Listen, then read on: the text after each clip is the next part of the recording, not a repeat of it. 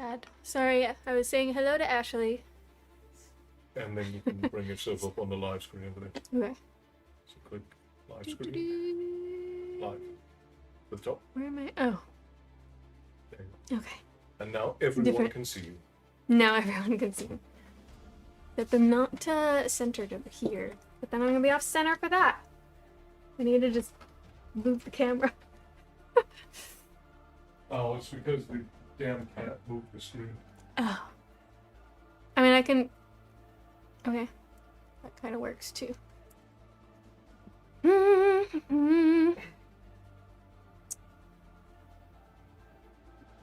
mean, I'm kind of centered, I guess. Maybe. I can just... Yeah, I'll just leave it there. Woo! Okay. And hello! Just music still, or is it working over on TikTok, Ashley? And who do we have? Erin, Teresa, Molly Sue, Nitso, hello, Milu. Alright. We are still reading Son of Shadows by Juliette Marie.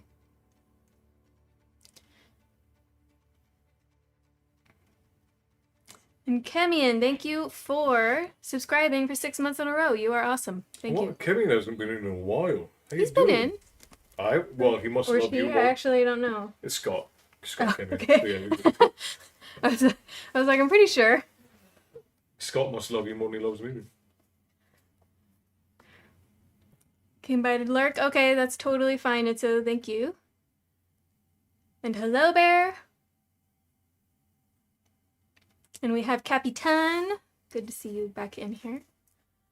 You have been kind of on hiatus.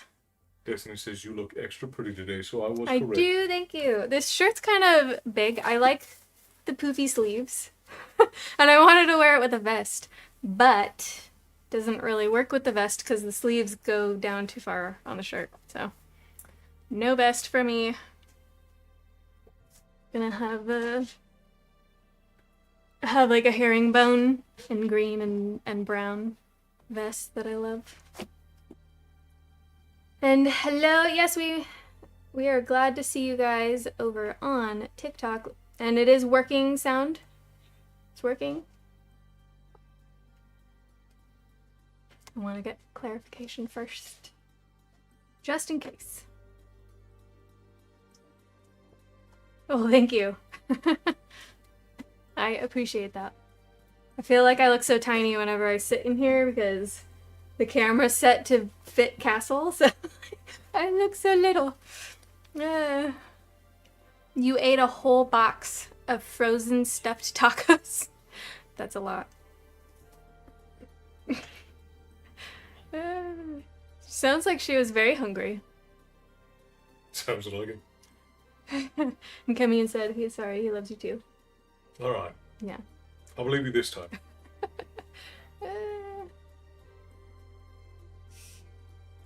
Okay. So.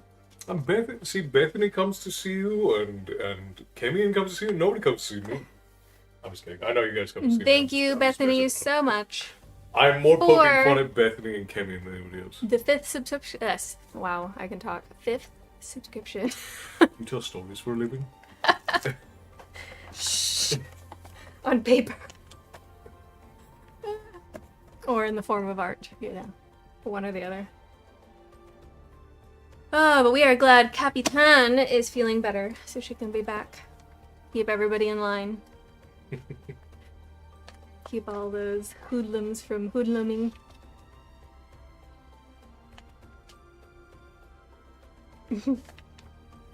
And hello, Ghost Esther Elsie.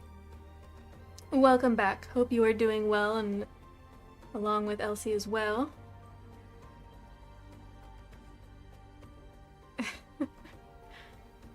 Seems like they were better behaved when I was gone. I don't know. I don't know. But, obviously we had Bear and others there to, help while you needed to take your rest.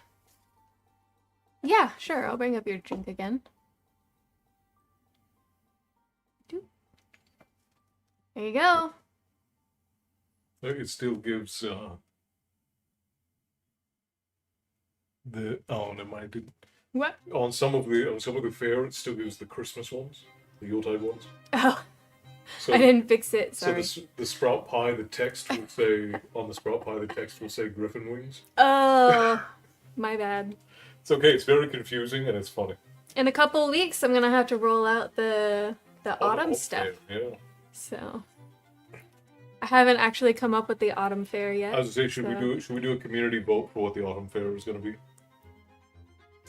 we could, or take suggestions if you guys have any. I try to keep it fun, so. All right, you guys. Last time we read, Aemon of the Marshes was definitely frayed at the nerves, and seems like he's kind of sussed out who the father of Leodin's child is, and he is still intent on having Leodin be his wife. So, she said no. Obviously, she is like, no thank you, you need to get over it and move on. And it's been awkward. It's been very awkward. We also had Leodin's mother passed away, Sorsha, from the first book.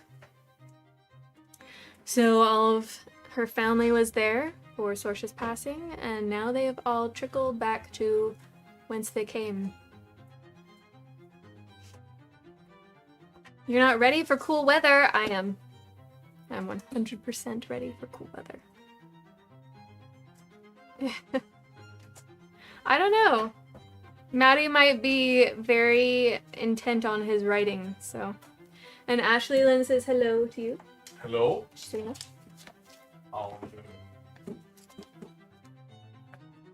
Our resolute TikTok barmaid. Okay, so we will continue. Let me know if the music is too much. He wrote a lot yesterday. That's good. I gave him a bunch of little edits to do also, so... Hello, Esther. I see you. I wasn't here when you said the first one, but... Yeah, hello. he's been kind of walking around doing stuff. You're also over cold weather. Well, it's a different season for you guys, so... Fae and Fantasy Day, yes. How you doing, Goblin's Order? How was the Renaissance Fair? Did you have fun?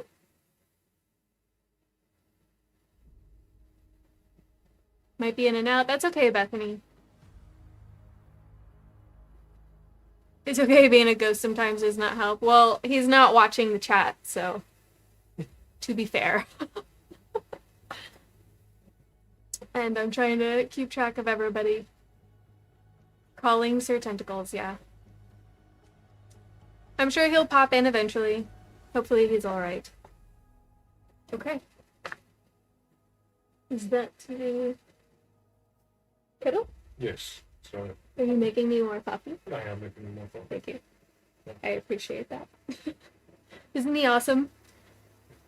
It was amazing, just very hot. To be a sage mushroom? Oh, I want to see pictures. You sent him a message? Well, thank you for that, Aaron.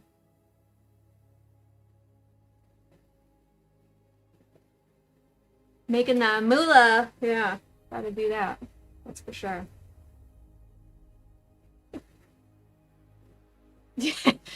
Erin got to stay in bed almost all day and it was amazing, she says. I believe it. Alright, we're on chapter 13, you guys. We've made a pretty good dent, you know. If we don't look at the damage pages, there's actually not that much left.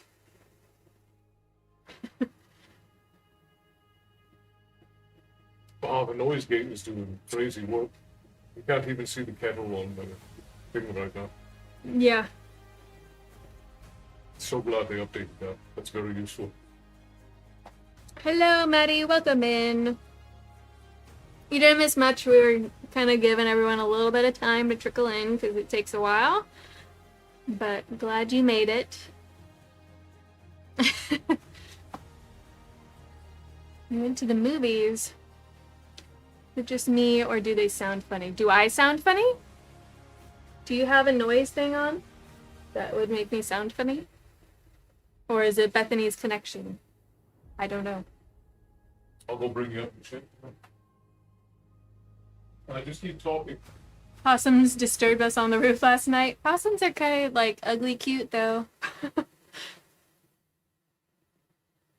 Sounds fine to you? Okay, it might be Bethany's connection then. There is some fuzzy static? Oh, you might be hearing the kettle. The kettle is kind of loud and it's behind me, so behind the bar. Going back on Samhain to be a clean rot night. That's cool. The noise gate is making you sound a little tinny. It's not super bad, but it does make you sound a little bit tinny. So should I fix it? Well, there's not a whole lot you can do. The noise gate keeps everything in the background. Gonna bring this down. Yeah. So it's in front of me, kind of. Raspberry flavored mead, yum. It doesn't affect my voice as much because... Ashley says I sound fine on TikTok. Well, the noise gate on TikTok and the noise gate on... It's on different. Streamlabs is different? Yeah. Okay. Hello, Santana. Thank you so much. 26 months in a row of subscribing. The legend. The legend, yes. You're gonna have to sing him Santiana now. Yeah? I have never sung Santiana, have I? We've sung it together once. I might have.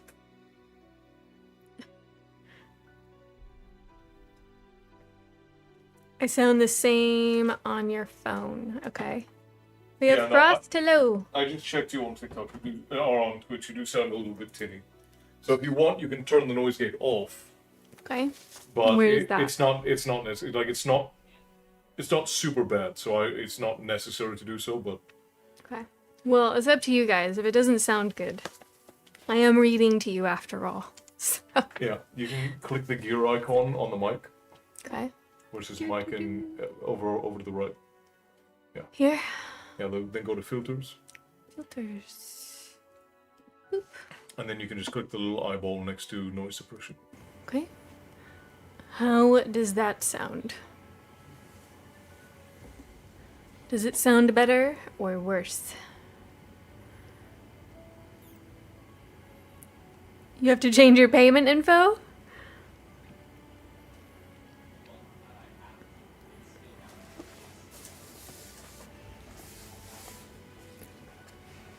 Alright, I'm gonna assume it sounds fine or there's just a mega delay.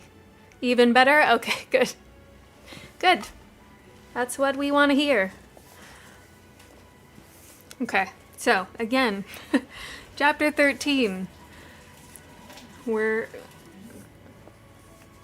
getting to the good stuff. We will be listening in the background. I will not be present for a significant duration. That is totally fine, Esther. We'll see you when you want to come back. Oh, you have good news? Okay, lay it on me.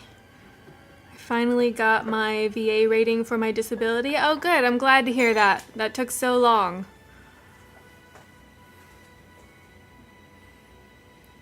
You're at 40%.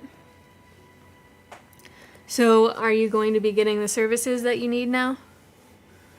Hopefully. Hasn't he been working to get that for like over a year? Ages. Forever. Actually, I think it's 2 years. Yeah, now, forever. Good. I'm glad to hear that. That's really great news. No kidding. You gave one of your characters a Hindi accent? VA takes a lifetime. Yeah, it does. Yeah, 2 years. God, that's forever. But I'm glad that you got that finally. Pays to be persistent. Okay. Let us begin, yes? There had been no word from Eamon, other than an escort sent to see his sister home. For that I was profoundly grateful, for the last conversation between us was graven deep in my mind, along with the memory of his kiss. By autumn I was able to tell myself, with reasonable conviction, that he must have at last accepted no for an answer and decided to get on with his life. I was sorry if my decision had made things difficult for Sean, or for Liam, whose links with Eamon were vital not only to their joint defenses, but also to the success of any venture against Northwoods. Both had commented on Eamon's silence. Still, it was early days yet. In time the alliance would be strong as ever. For was not Aisling to wed my brother next spring? That would heal many wounds. One warm afternoon close to Manfoa, when the harvest was nearly over and apples hung ripely glowing in the orchard, I took my son down to a secluded part of the lake shore. Here the fringe of willows came almost to the water's edge, and the curve of the shoreline ensured both shelter and privacy. It was a golden day, the lake's surface glittering with light, the forest starting to put on its autumn raiment, a drift of orange, scarlet, and yellow around the somber green of pines that crowned the ridge tops. As children, we had spent happy days here swimming and diving, climbing the trees and inventing countless new games of adventure. Now I let my son go naked on the sand, where he created strange patterns with his newly learned half-crawling gait. And later I myself stripped to my shift and took him in the water with me, trusting that the work of the harvest would ensure we were undisturbed. Johnny grinned with delight, revealing his 2 new teeth. As he felt the cold water on his skin, I lifted him gently in and out with little splashes. "This time next year I'll teach you to swim properly," I told him. "Like a fine salmon you'll be, or a seal maybe. Then they'll all start telling me your father was a merman or a selkie." We played and played until he grew tired, and I put him on his little motley blanket to rest in the shade of the willows. He was not quite asleep, but seemed content to lie there a while, gazing up at the intricate pattern of the light and shadow made by the long leaves, and talking quietly to himself in some infant tongue I could not quite understand. Fiacha perched in the branches nearby, watching. He had been anxious while we were in the water, flapping overhead with squawks of concern or pacing on the water's edge, where his small, neat footmarks still imprinted in the sand. Now he was quiet. I went back into the water and swam, looking up to check Johnny from time to time before I ducked down under to let the coolness wash over my face, then bobbing up to flick my hair back in a spray of droplets. It was a good feeling, as if in the strong enveloping hold of the water, I could for a brief while forget the complications of my life, the decisions that faced me, forget secrets and duplicity and risks, and enjoy again the innocent freedom of childhood. At length I grew cold and began to wade back to shore. On the little blanket Johnny lay sleeping. He would be hungry later. I stood knee-deep, wringing the water out of my hair. There was no sound, no movement, but something made me look up. The small hairs on my neck prickled, and I knew I was being watched. Under the willows, as still as if he were a part of the forest, a man stood. If you did not know him, you would have thought the complex patterns that marked his features was simply a trick of the light, the play of sun through willow twigs. He was dressed very plainly in subdued gray and brown, suitable garb for a man who wishes to pass through wooded country unseen. If he bore a weapon, I could not see it. It seemed the painted man had found the mystic forest of Seven Waters no more of a challenge than the marshes of Shidoof. Or perhaps he had been allowed to enter. He made no move. Clearly, I was going to have to emerge from the water clad only in my dripping shift, and somehow think of the right thing to say. I waded to shore with as much dignity as I could summon. But it is hard to feel in control of a situation when you must bend to squeeze water from your skirt, when your arms and shoulders are exposed and half your chest is bare, and your feet are covered with sand and there is not a comb or mirror in sight. I reached the spot where my gown and shawl lay on the sward above the little beach. But he was there before me. Behind us on the other side under the willows the babe had not stirred. Bran had my shawl in his hands, and he reached to put it around my shoulders. So much for choosing the right words. I could scarcely breathe, let alone say anything that made any sense. The shawl fell to the ground and his arms went around me, and mine around him, and I felt his lips on mine, touching gently in a kiss of such sweetness that it left me close to tears. He put his hands on one side of my face, one on each side of my face, his thumbs moving slowly against the skin of temple and cheek, as if he could not quite believe I was there in his arms. The hunger in his eyes belied the restraint of his touch. "Leiden," he said under his breath. "You're safe," I managed, as my fingers moved softly against the back of his neck, and my heart thumped rather fast. "I had not hoped, but you should not be here, Bran. Liam's men keep a watchful guard, and he still believes, I have not told him the truth about my sister, and how you helped her. I owe you a great debt for what you did." "Not so," he said quietly. "You paid, remember? Now come, let us observe the code for a little before all control is quite lost. Sit here by me." Then he bent to pick up the shawl and put it around my shoulders. "Now," he said, taking a deep breath, "we must sit down 3 paces apart, and I will give you some news."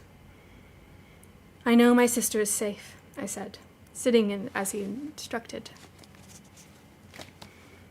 "You've had too much coffee today?" "I have not. I will definitely drink more coffee. Coffee or nothing." I agree. No, you have to have water. You definitely have to have water.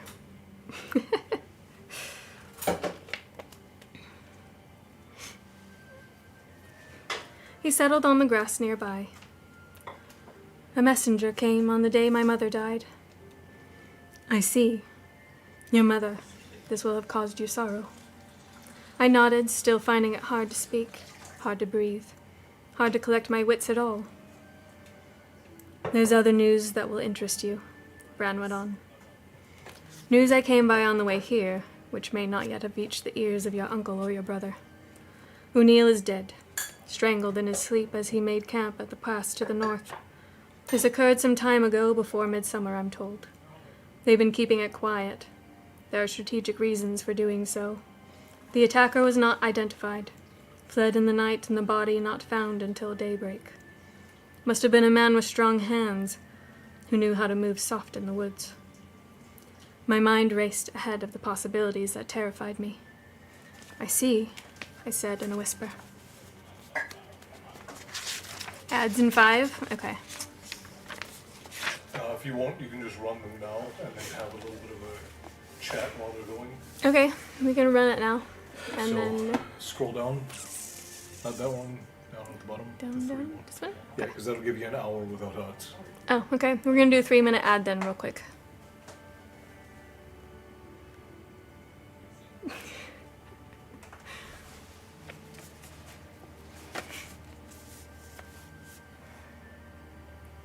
Because we're in a simulation. Silly.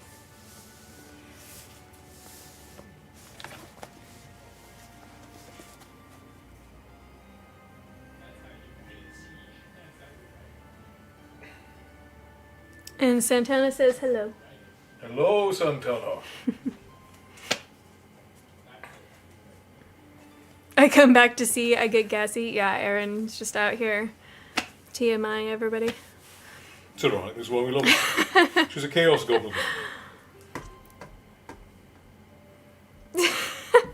Oh my goodness.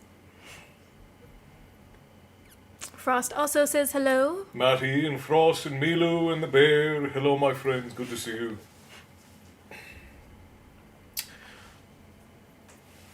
Thank you all for making sure that the lady stays safe and entertained while she reads for you. Yeah. Especially I might cause trouble. As I say, especially Erin with her gas stories. Yeah, telling us about how she gets gassy. Thank you for subscribing, John David Merritt. Thank you so much over on YouTube.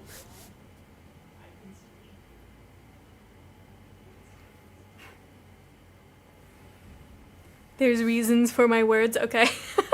I believe you. I'm currently transferring 2 terabytes of wildlife photographs and videos. That's a lot. That is wow. a lot. You could fit all of Australia in that. Santana says, oh, by the way, now that I'm getting my disability, I can build the 67 Impala Supernatural Tribute and possibly drive it out to LA to get y'all to sign it. Wow. Very exciting. That would be crazy. That would be very cool to see you, though, for sure. Derry doesn't agree. That's what I've gathered. Accidentally, yes. I put Brigid in a scene and it just goes Chaos Goblin time. It's an interesting choice. I would not think that Brigid would be a Chaos Goblin, but, you know. Right. artistic liberties for story purposes. Especially considering if you take the story of the Oak King and the Holly King, and the fact that the Khalid and Brigade were supposed to be their wives in that story. Esther says it's all of Australia wildlife. Ah, of course. All the deadly stuff too? She's trapped them. Which is like hard drive. 70% of the creatures over there. It somehow works. I mean, you're making it work, so. Not even close, Castle. This is a very big part of the world. I'll be driving it out to Colorado to pick up my brother and then drive it to Cali to get y'all to sign. Okay, that'll be cool. Then you're hitting the Winchester Loop. Sounds good. Just don't get cursed by any demons or anything that'll like while you're out there. Yeah. You know? Yeah.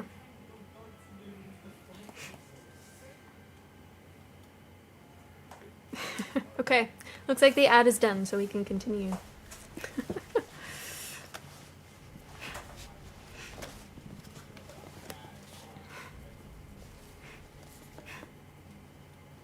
If I see demons, I'll call the Huntrix. Yeah. But then what if they start singing Soda Pop at you?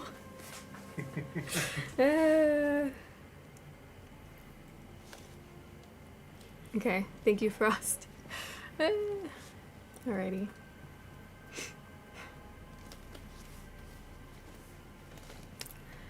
Could it be there is one among your kinsmen who knew the truth? One who is not afraid to administer due punishment for what was done to your sister?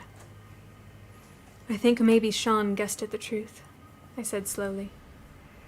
But he has remained here at Seven Waters since my mother died. Did you tell no one? You sound surprised, but that was your own suggestion. Are you taken aback that a woman could show such strength of will? Indeed, no. I am coming to realize I cannot classify you simply as a woman. In all things, you are yourself. Nonetheless, I did tell them the truth eventually. My father and Sorsha.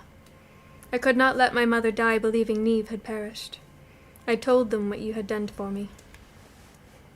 We sat silent, and I pondered the astounding possibility that the big man, nurturer of growing things, arbiter of every dispute, might have put his large hands around Fian O'Neill's neck and squeezed the life out of him.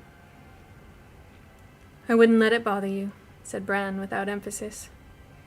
Like many another secret killing, this will probably be attributed to the band of the Painted Man. With so many ill deeds to our credit, what's one more? Your father has at least taken one step now to compensate for his past weakness.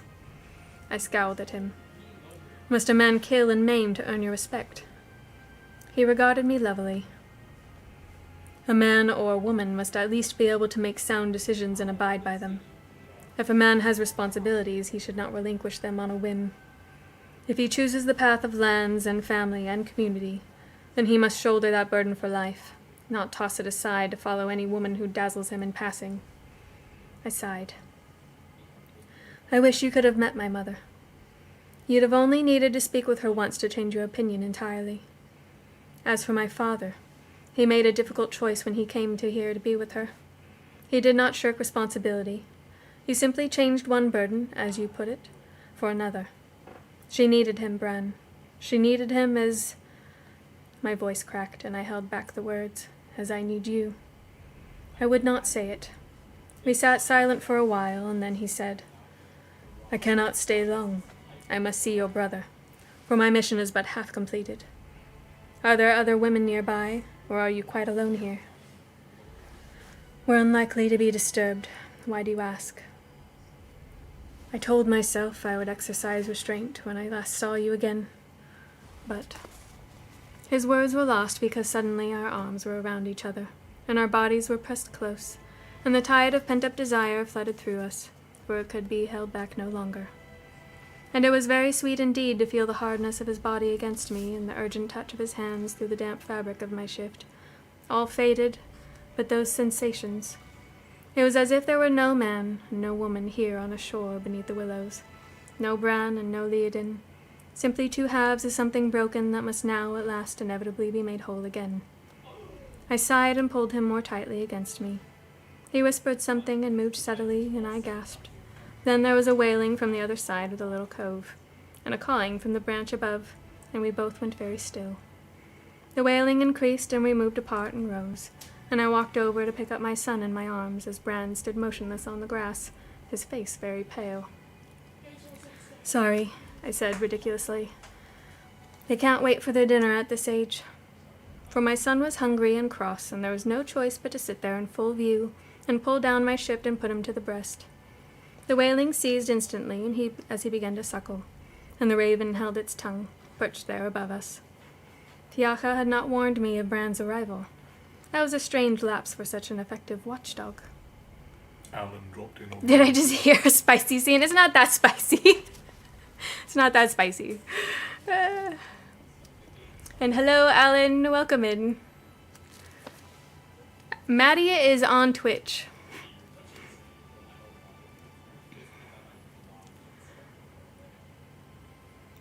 Also, yes, that is my selective hearing. Great, Maddie. Yeah.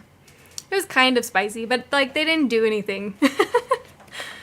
They didn't do anything inappropriate. I don't think feeding a baby is spicy.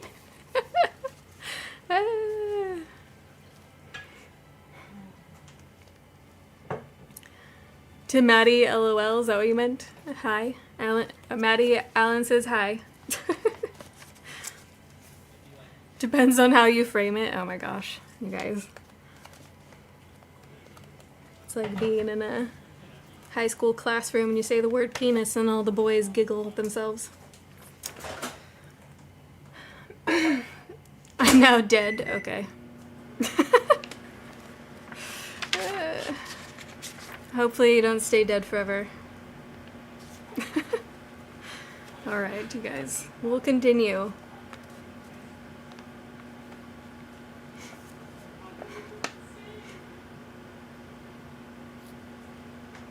Bran did not move.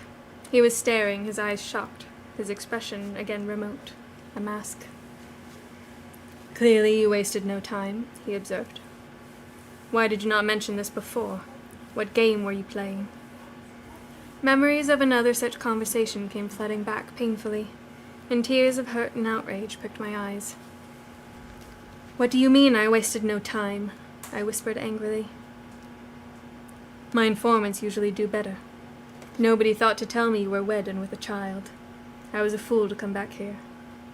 I was torn between insane laughter and affronted tears. How could a man with a reputation for success in the most difficult mission be so unbelievably stupid? No, we don't giggle. Lies. Thank you. Thank you. Careful, it's full. I got it. We're good. I didn't spill it.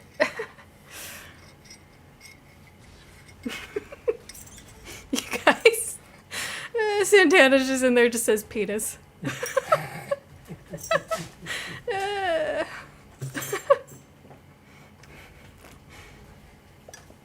Oh my gosh.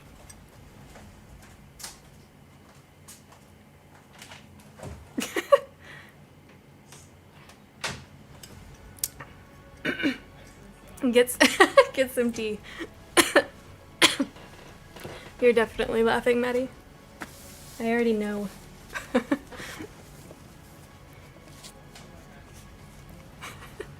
You guys. Sorry, I'm a little immature now. I said it first, I guess. Castle better be rubbing my feet. No, I'm good. My feet are ticklish. Sometimes he does rub my feet, but it's extremely painful because he's like really digging in there. And I'm just like dying. Oonagh reading me without hearing my voice. Yeah, I already know. I already know. By the way, that is a day and a 5-hour drive. Whew. Yeah, it'll be a while. I definitely wouldn't want to stop. Several times. That's a long drive.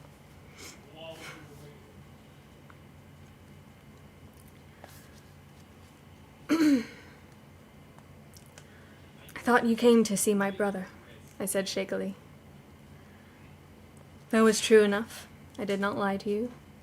But I also hoped. Clearly my judgment was faulty. That you would ever. I cannot believe I allowed myself to be taken in so a second time. Indeed, I said. Your judgment has gone sadly awry if you would believe such a thing of me. Then I would be no better than some creature of the roadside who gives herself to any man for the asking.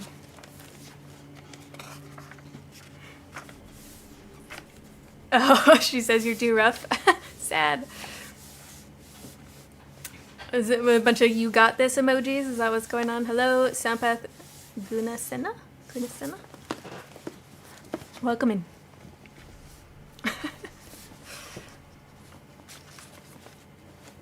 Despite himself, he had moved close again and squatted down nearby, seemingly unable to tear his eyes away from the sight of the infant feeding. I suppose they fed you a suitable mate, or found you a suitable mate, as they did for your sister, he said bleakly. At least you did not wed this man, Eamon Duve. I keep a close watch on him. That, at least, I would have known. What chieftain's son did your family select for you, Leiden? Did you find, once you lay with me, that you had a taste for it and could wait no longer for the marriage bed? If it were not for the child, your face would bear the mark of my hand for that, I said, moving my son to the other breast. Clearly you have not yet learned to trust. How could I, after this? He muttered. Your prejudices blind you to the truth, I said as calmly as I could. Have you asked yourself why I am still here at Seven Waters instead of with my husband? I would not hazard a guess, he said bleakly. Your family appears to follow a set of rules all its own. That's good, coming from you. A pox on this man. He scarcely deserved to be told the truth. How could he misread me so badly? You'd better tell me, Leiden. Who is he? Who is your husband? I took a deep breath. I have remained here because I have no husband. Not that there was a lack of offers. I did indeed have the opportunity to wed, and I turned it down. I would not give your son another man's name. There was complete silence, save for the small sounds the child made as he sucked and swallowed. He had become an efficient feeder, and soon enough he had drunk his fill and wriggled out of my arms to go off exploring again. He crawled erratically over to Bran, planting a little starfish hand on the long, patterned fingers, examining them with apparent fascination.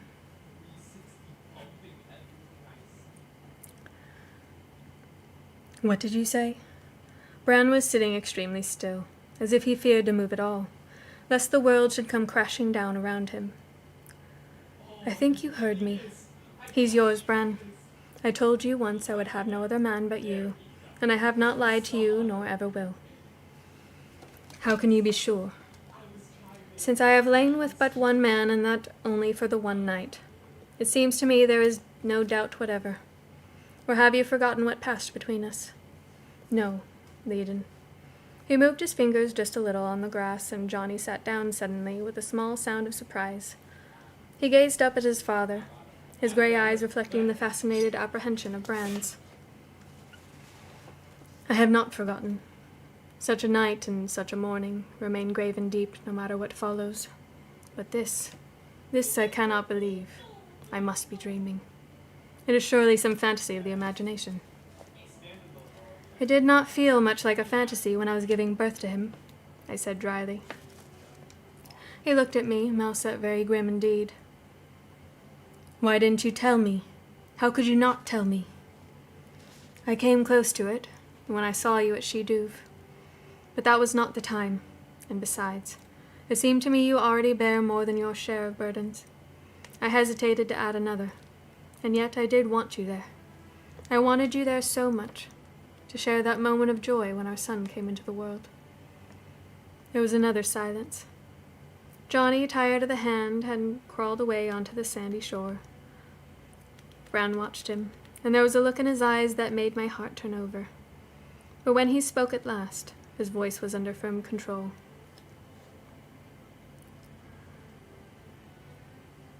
You know what I am. You know the life I lead. I am not a fit man to be a father or a husband. as you said yourself, I have no trade but killing. I would not see my son become another such as myself. He is better off without me, and so are you. I cannot hope to understand your kinsfolk, but I know that whatever your father's failings, your brother is a good man, well able to protect and provide for you. This should be farewell for us, Leiden. I cannot become the man you need. I am tainted, deficient. Best that this child never knows who his father was. I could hardly speak.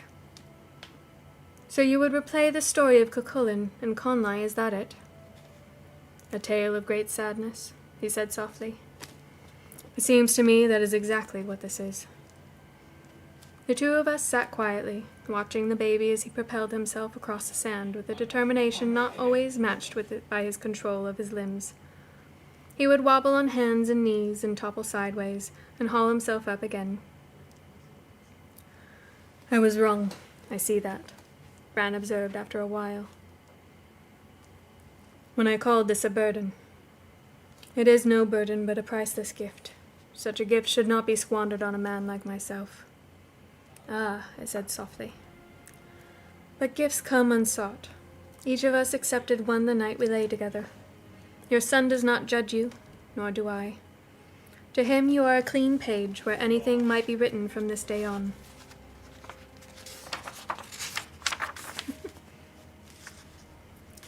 As for me, I have never asked you to change. You are what you are. I have strong hands, Bran. Through the blackest night I have kept watch for you. At dark of the moon my candle has burned to light your path. You may choose to reject this gift, but I will not let go so easily. I carry you in my heart, whether you wish it or no. He nodded. I knew that, without understanding. There were times when I believed I saw you, there in the darkness, but I dismissed it as a weakness of the mind. Leiden, you should not tie yourself thus. You deserve better, much better. A life of honor and purpose, a man you can walk beside without shame. My world is one of danger and flight, of shadows and concealment. That will not change. I would not inflict such an existence on you or on my son. If you cannot see a future in which we are together, then why did you come to see me? I asked him straight out.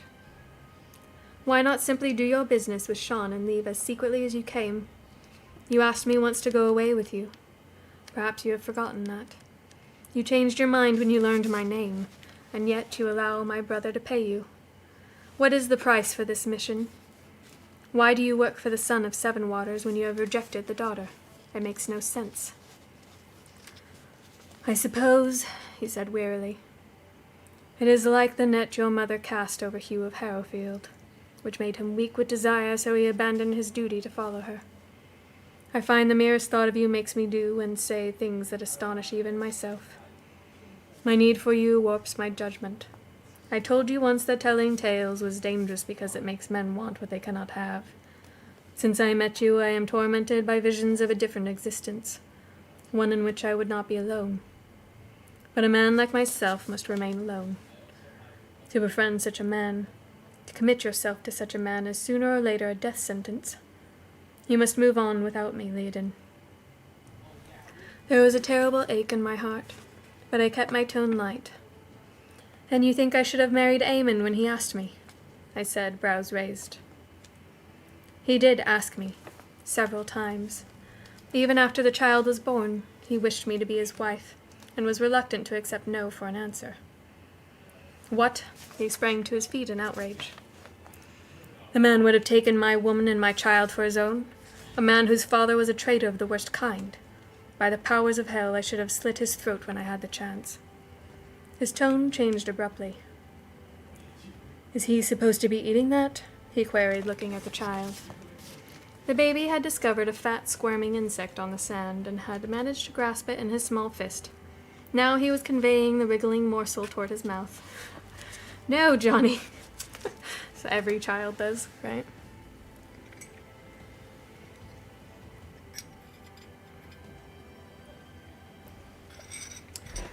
Hello, Richard. Welcome in. What is the crown here on YouTube? You know what? I'm not sure. Does anybody know what the crown is?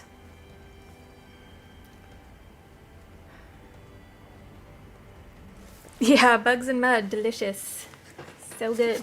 Hello, Pickle for your thoughts. Welcome back. And Amy, hello. Did I miss anybody else in there? TikTok has been super weird and glitchy. Well, that's no fun. Is it still being like that, or is it okay now? Hopefully it's not on my end.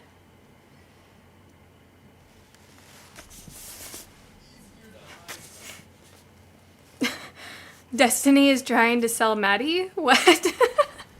What is going on? What did I miss?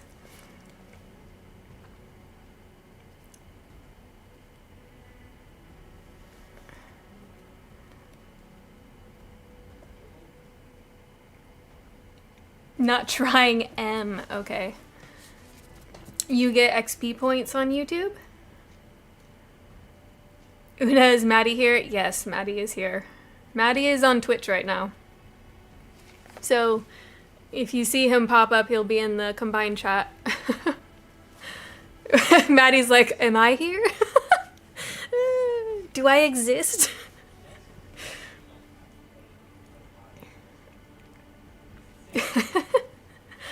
Does it mean much? Oh.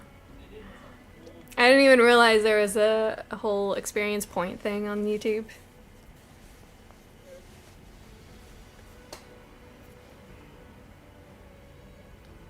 Oh, it's you? You're Richard Texmo? Why are you Richard Texmo? What?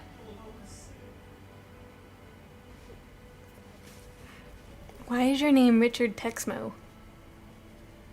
I'm confused. Does anyone want a small skinny Canadian going cheap? No, you can't sell Maddie. Richard is your middle name. Okay. I didn't know that. So you're Maddie Richard, or Matthew Richard.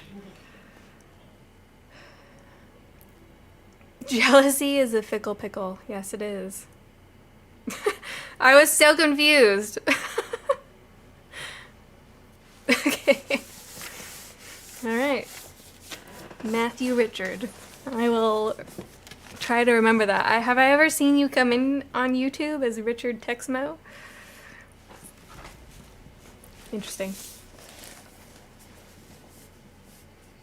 I have enough. Sorry, I'm surrounded by Canadians of many sizes. Oh, no.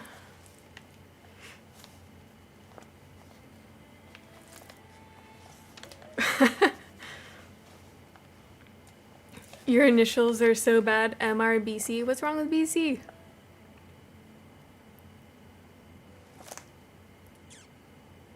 Maddie, you have some splaining to do.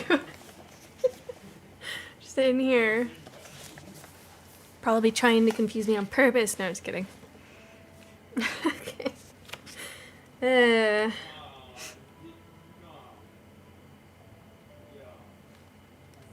Alright, yeah, Leiden was stopping Johnny from eating the bug. No, Johnny, I called and moved to free the creature from his grip and to divert him quickly to the game of mud pies while the insect made its escape. Behind us, Bran had gone suddenly quiet, and then he said, "What did you say?" And it became clear to me that my mother's intuition had once again been exactly right. I called my son by his name. Why would you choose this name for this child? His voice was very hesitant. He is named for his father, and for his father's father, a man of great integrity, I said quietly, my hands still busy forming a little castle from the damp sand. As soon as I had finished, Johnny reached out his hand and demolished my construction. How could you know this? This name has been unspoken for so many years that I had almost forgotten it myself. There was a dark pain in his tone that chilled me. In the House of Seven Waters, the name of John has not remained unspoken, I said gravely. Your father was my father's dearest friend. They spent their growing years together. My father told me it gave him great joy that his grandson was also John's grandson. How could he know this? I do not bear my father's name, not now. He died. He died before I could know him, killed in defense of your mother when she came to meddle in the affairs of Harrowfield and entice Lord Hugh away from his responsibilities. Perhaps my father was a good man, as you say. I never had the chance to find out. I sighed. Clearly, whoever told you this story had a particular slant on it. Perhaps you were too young to see that it might not be the whole truth. Who did tell you this story? His features went suddenly blank. I will not speak of that. It might be better for you if you did speak of it, I said carefully. You could tell me. Some things should remain buried. This burden is such that it cannot be shared. It is, perhaps, only by sharing it that its weight can be taken from your shoulders.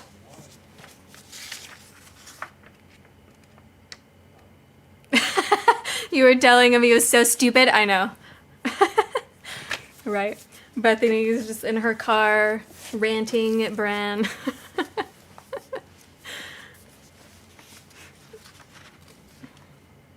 It's funny. I can't, Leodin. After a while, I said. I didn't answer your question. I'll tell you a little more of your story, the only part I do know. You see the small blanket there under the trees, where Johnny was sleeping. Bring it here. Bran's fingers moved across the surface of the rug I had made, touching one patch and then another. This is... I nodded. I took the liberty of making some adjustments to your coat, so I could wear it. This blanket holds the hearts of Johnny's family and warms his sleep with their love. My sister Neve's rose-colored gown, my riding dress, my father's old shirt, stained from his labors on the farm, your coat that covered me when I slept under the stars, and... His fingers had stopped, and they were touching a patch of faded blue, where ancient embroidery trailed delicately across the fabric. A vine, a leaf, a tiny winged insect. Then he turned his arm over, and there, graven with needle and inks on the inner wrist, was the self-same creature, the very first design he had requested when he was 9 years old, and determined that he was a man.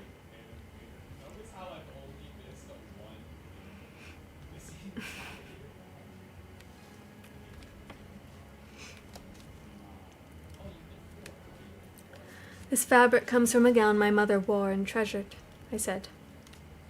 She had a friend at Harrowfield, John's wife, Marjorie. Marjorie made this gown herself. She was very skilled with the needle.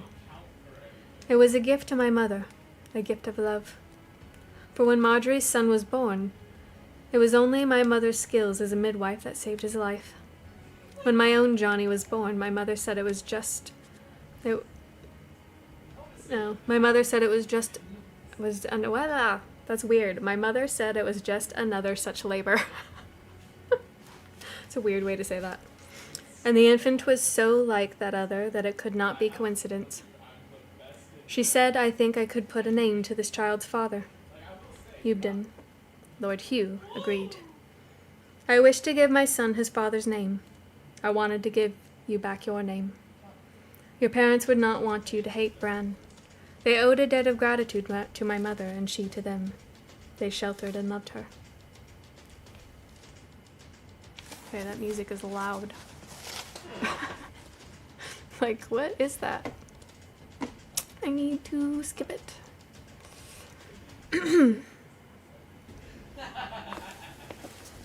Yeah, I'm about to go yell at him to be quiet. Let me mute it for a second.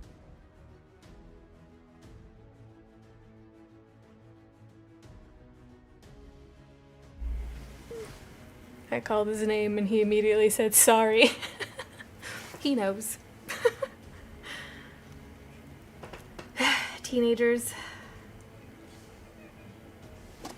Told him to go shower, but clearly he's putting that off. You just did that to your son? I get it. Like, you're a teenager, you're having fun, you guys just get loud with each other. You get all hyped up.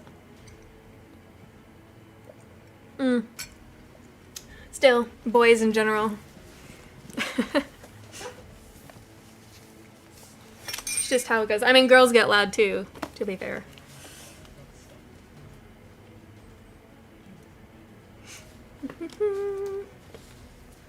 You cannot know. His tone was bleak. I want you to tell me something. You said my brother is a good man. I believe you do not think ill of me, for all your talk of nets of enchantment, nor of my sister whom you aided at considerable risk. But we are our father's children, Bran, and our mother's. Perhaps you should consider the possibility that Hugh of Harrowfield acted from both love and duty when he came to Seven Waters. He did not simply walk away without providing for his people. You cannot understand. Best that you do not understand, that you never know. What happened to your mother? What happened to Marjorie? Silence. The hurt, whatever it was, lay too deep to be uncovered thus. It was well locked away.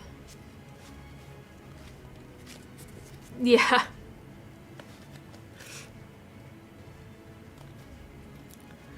I will ask you one more question and let that be an end of this. What if I were in some place of danger with the child, and you arranged a guard for us? Gull, perhaps, or snake? What if there were an attack and that guard was killed?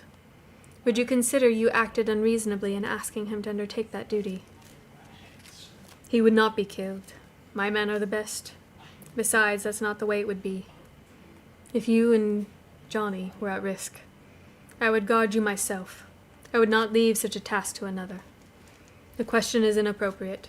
I would ensure such a situation never arose. If I were responsible for you, you would never be placed in a position of danger. But if it did happen, my men take such risks every day, he said reluctantly. Lives are lost, and our work goes on. For this reason we have no wives, and we have no sons. I said. Well, you've broken the code at least twice now. Will you tell them when you go back? There was a pause. I will not go back until this mission is complete, he said. And I spoke truth when I said I was here to see your brother. It grows late. I must do so and depart. He got up, the small blanket still in his hands. Johnny was engrossed in his labors, both fists full of sand. I rose to my feet. It's pointless, I suppose, to ask you to come back to me safely, I said, working hard to keep my voice steady. Perhaps it's pointless to ask you to come back at all, but I will keep my candle burning while you are gone. Please be careful. I must go, Leodin. Do not fear. Do not fear for my safety. Both your brother and I are fully aware of the risks. I must say farewell now. By all the powers, he said suddenly, gathering me into his arms. I think I would pay any price to spend tonight in your bed. You see how my judgment deserts me, when... And he kissed me again, deeper and harder this time. It seemed to me this was the last kiss, the kiss given by a warrior who goes to battle knowing he will not return. It should have been a simple matter to step away and let him go, but my arms seemed to have a will of their own, to hold on, and his were warm and tight and around my body. Hello, Jaeger. All right, have a good sleep. Thanks for saying hello.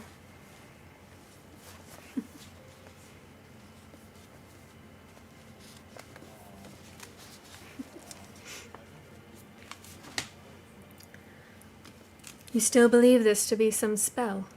Some woman's snare that I have laid on you against your will? How can I think otherwise? The merest touch of your hand is enough to make me forget who I am, and what I am not. It is a well-known phenomenon, I told him, attempting a smile. When a man and a woman are together and their bodies speak to one another, maybe that's all it is. No, this is different. I did not contradict him, for I believed his words were true. The longings of the flesh were one thing, and very powerful they were, as I had cause to know. But what was between us was infinitely stronger than that, ancient, binding, and secret. I had not forgotten those voices that called me in the place of the great barrow. Jump. Theoden, he said, with his lips against my hair. What is it? Tell me what you want from me. I drew an unsteady breath and pulled back just far enough to see his face. Under the raven markings he looked very serious and, for the first time, very young. No more than 21.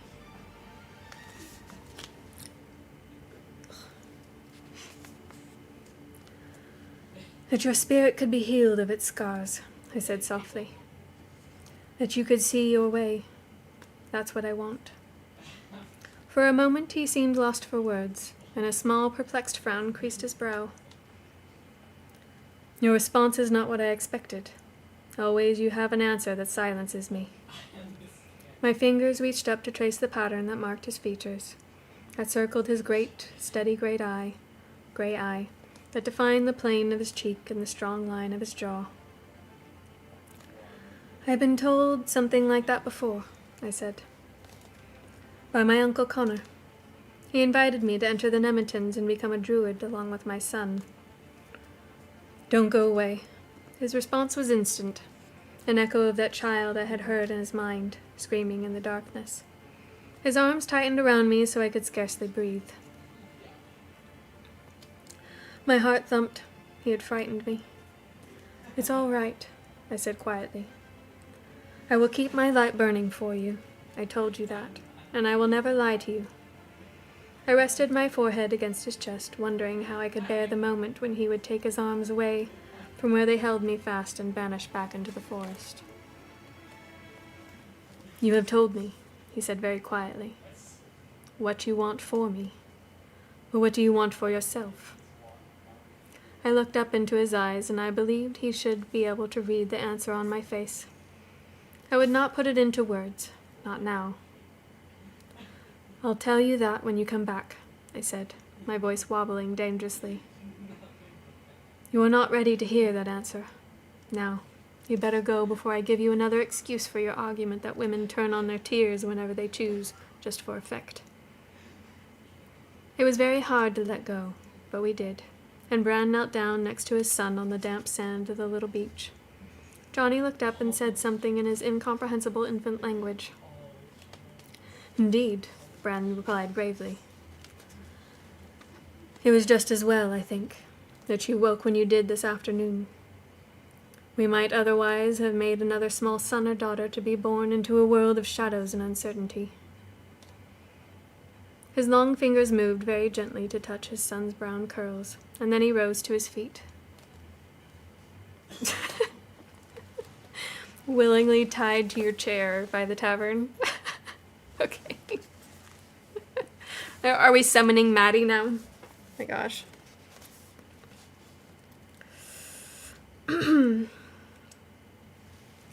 I have no answers for you, he said, and his expression was somber. Now he was maintaining his 3 paces distance, as if it were too dangerous to move close again. Holding back my tears was becoming harder by the moment. I have no expectations, I told him. Wishes and hopes for the 3 of us, that's all. Goodbye, Theoden. He picked up his little pack and went away from me, walking up the sward onto the shade of the willows. There he paused and turned back, looking first at Johnny and then at me. And it seemed to me the shadow was in his eyes and all around us. Farewell, dear heart, I whispered, and bent to pick up the damp, sandy infant, for it was long past time for us to return to the house. Still, Bran stood watching, and his expression took my breath away. Such a wondrous mixture it was of love and pain. Then he turned his back on us and was gone.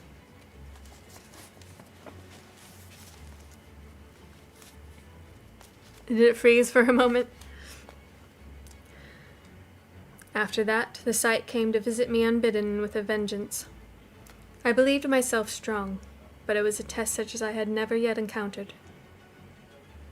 I understood the capricious, deceptive nature of this gift, how it did not always show literal truth, how past and present and future, how has been and will be and may be were jumbled together in its seemingly random visions. This was just as well, since without that knowledge I would indeed have run mad, as did some folk cursed by the same gift. It clutched at me, quite without warning, and all of its images were dark ones. And even when the visions were absent, I could not escape the feeling that I was being watched, that somehow everything I did was under scrutiny and being judged. Sometimes it was quite short. I would be walking back from the cottages, my basket over my arm, and I would feel a little faint, and then, right before me, I would see the carved beast on the pillars, and Eamon's face white with a desperate rage, and his hands around Bran's neck, squeezing tight. And this time, Bran's knife fell to the floor unused as the patterned fingers lost their grip, and his features grew purple and distorted, and I felt in my own chest the frantic struggle for breath, saw before my own eyes the blackness rise to take me. Or I would be sitting by the fire at home, while Johnny played on the floor with some wooden animals my father had once made for Neve. I had not forgotten my own skills with the knife, and alongside that fat sheep and horned cow and the hen with her chickens, there were 1 and 2 I had added. A wolfhound, fierce and strong, a coiled snake, a sleek otter. There was no need for a raven. We had Fiacha, a constant, vigilant presence. I watched my son as he sat at my feet, and suddenly the creatures were alive, and one was a horse, and on it was a rider who wore on his tunic the emblem of 7 waters, 2 torques interlinked. It was my Uncle Liam, somewhere beyond the forest, traversing a narrow way between rocky inclines.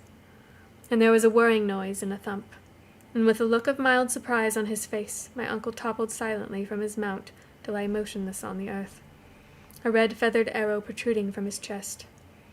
The vision faded before I could see the aftermath, and I was back in the quiet room again.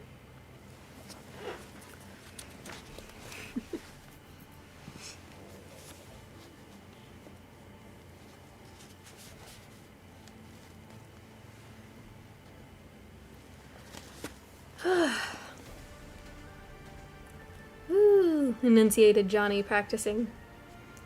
Right, that one's a dog, I answered shakily.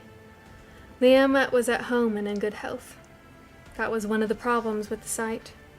One might tell of what one saw and offer a warning, but there was no guarantee that would alter the course of events. One might decide to keep quiet to avoid worrying people. Then the things might happen and there would be a terrible guilt. If only I had told him. If only I had warned them. I kept this vision to myself for now. I did not ask Sean what mission the painted man undertook for him, and what the price might be for such a service. I knew he would not tell me. But we were wary with one another, and it was uncomfortable. It was as if each of us knew of Bran and made us cautious. As if our separate knowledge put together would be in some way dangerous. Of my father there was no word, as autumn progressed toward winter and the harvest was over.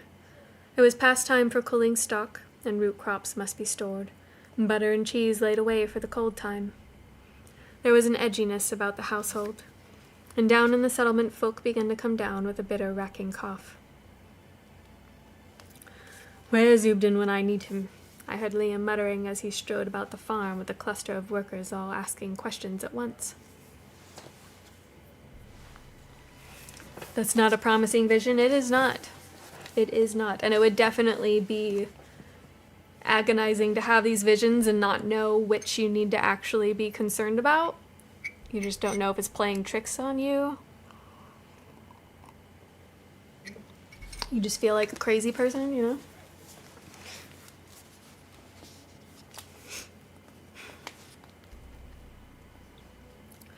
The moon went through its cycle once, twice, and the nights became colder.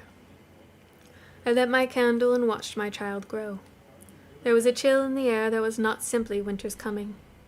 I thought of the painted man, away somewhere beyond the farthest reaches of the forest, perhaps beyond the margins of Erin itself, carrying out some desperate, dangerous task, a suicide mission. My brother was unusually taciturn, and I could see his anxiety on his face. He and Liam had long consultations alone, and once with Seamus Redbeard, who came and went in the space of 2 days. Business was afoot, and they weren't talking about it. Nobody spoke of Fionn's death. I held my tongue, but I feared for Bran, and I told myself that if I ever got the chance, next time I would have to put it to him openly. It was less than a life, to spend your life waiting, to spend your brief moments together saying farewell. I would have to present him with some sort of choice, to change his path and set his skills to another purpose, or to turn his back on me forever. And yet I thought I knew what his answer would be, and I feared to hear him say it.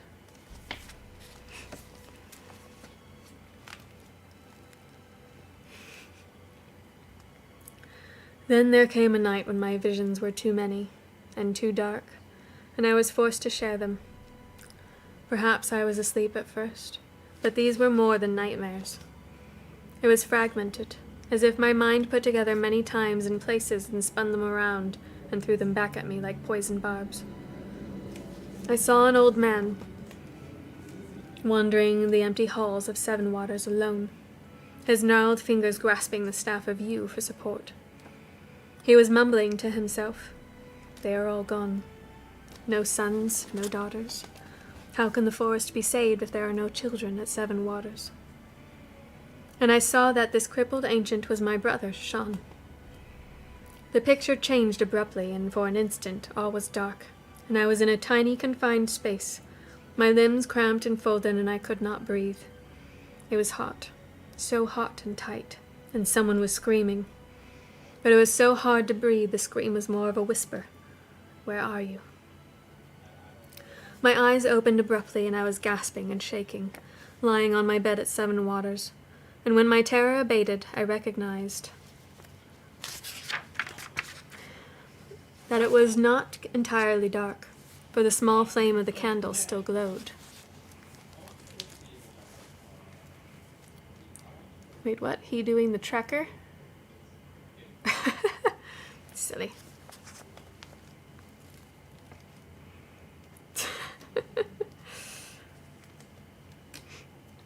My heart was hammering, and I felt cold sweat on my skin. And it was not over, for there in the quiet room I saw another vision. 2 people arguing. Aisling and her brother. Behind them the carven creatures in the hall of She-Duv looked balefully on. "You can't do this," Aisling was shouting, her eyes swollen with long weeping. "You already gave your consent. You gave your word." Aemon's face was cold, like that of a Britham delivering both judgment and sentence. "The alliance is no longer suitable," he said. "The decision is made." Aisling uttered a little wordless sound, and her face went deathly pale, and the vision changed. She was up on the guard tower, and the men had their backs turned. She was standing on the parapet in her white gown, and somebody shouted, "No!" And she took 1 step into space and fell like a stone, without a sound, onto the jagged rocks far below. The sight did not spare me a single detail. I cried out in horror, and Johnny awoke and began to wail in sympathy, and Fiacha added his distinctive voice to the general commotion. Response was swift. First came the young nursemaid yawning to pick up the child and soothe him with gentle words, then Janice frowning with a lantern, and Sean quickly assessing the situation, catching the terror of my mind, for at such times it spills out unguarded. He sent the others back to bed, and I hugged my son until we were both comforted, and drank the cup of wine my brother set by me. In the window my candle burned on, for now I set it there every night, either a sliver of moon, or a full shining orb, or a dark sky full of shadows.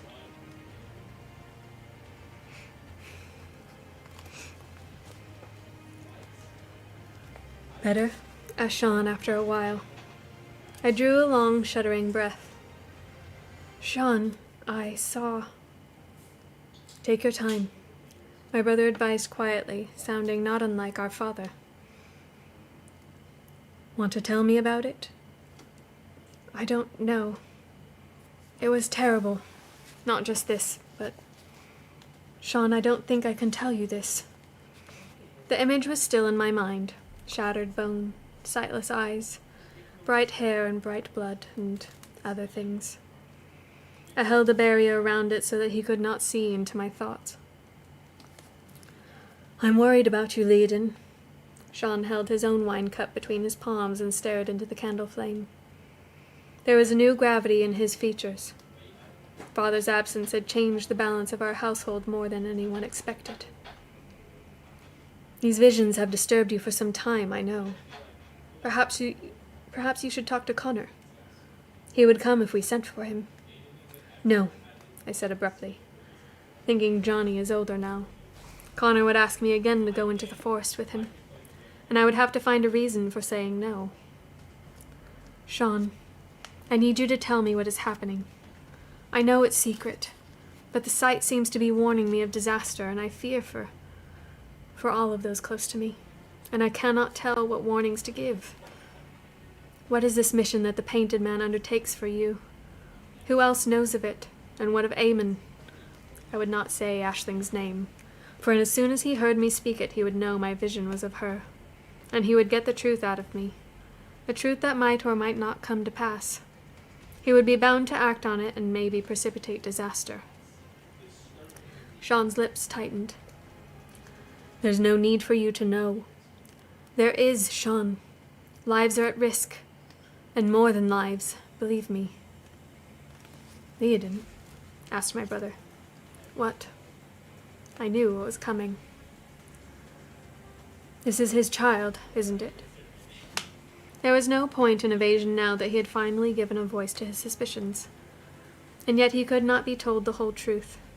He could not know the other part of the tale, of Neve and her druid and a strange flight to carry. I simply nodded. Is the likeness so striking? I asked, managing a smile. It will become more so with time. Sean's frown was just like Liam's. It is too late to point out the folly of your actions, and his. Too late to explain to you that this was an act of thoughtless self-indulgence. What of Eamon? Does he know? I did not tell him, I said, wishing his censure had not such power to hurt me. But he knows, yes. He hinted at spies, at covert intelligence. He has been acting oddly, he said, with some hesitation after checking that the door was securely shut. Meetings were arranged at which he should have been present and was not. I have sent messages and received no reply. It disturbs me. Even Seamus had found it difficult to reach his grandson's ear. Did you act with your allies' consent when you set the Painted Man on his mission? Johnny had fallen asleep again and was heavy in my arms, but his warmth was welcome, and I kept him cradled there. What do you think? I suspect it was an arrangement between the two of you, personal and secret. You suspect correctly. A chance for him to prove himself. A very useful undertaking for me with nothing to lose.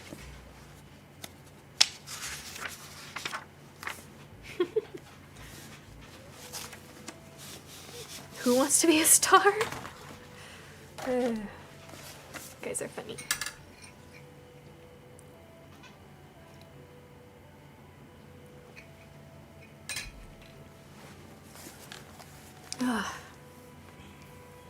Okay.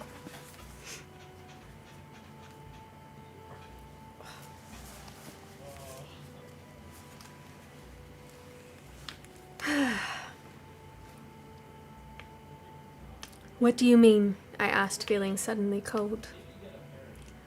The arrangement was, if he were captured, my responsibility ended there. The risk is all his own. The man seems to have either no concern for his continued existence or a remarkable self-confidence. Maybe both. He is the best at what he does, but you are right. He appears to have no great will for self-preservation. That makes him a useful tool for you, I suppose. That sounds just a little critical, Leodin. You must not forget that we are men, and that this is a war, and that such bargains are made every day. Hi. Okay. Do you need anything? Tell Everett to shut up. I mean, I can shut him up. No, just tell him to be quiet, and he should go shower before it gets too late.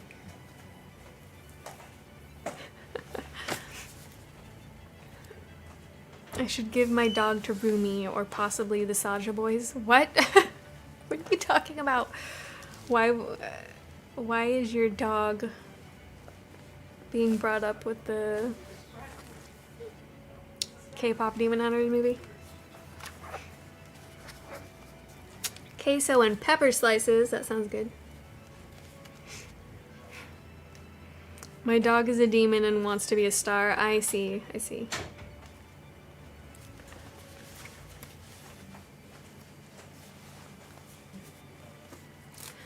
I'd have been a fool to pass up the opportunity. If he succeeds, I'll pay, and there will be far more work for him. If he dies, how will you justify yourself to me and to my son? I asked him, my voice shaking. If he dies, it will be because he believed and no mission was beyond his ability, my brother responded calmly. He accepted this of his own free will and on his own terms. Sean, please tell me what it is. Tell me what you and Liam and Seamus are doing. I have had enough of secrets. I need to know this. I think at last he recognized my desperation. No doubt the shadow of my terrible visions still haunted my eyes. Very well. The mission links two elements, both of which serve the Alliance well at this point. A year ago we were in a very strong position, from which an attack to sea to drive northwards from the islands could be at least considered again. It was the addition of Fionn's forces that made that possible, but Fionn is dead. I know. You know. How? Bran, the Painted Man, told me. I have known it for some time.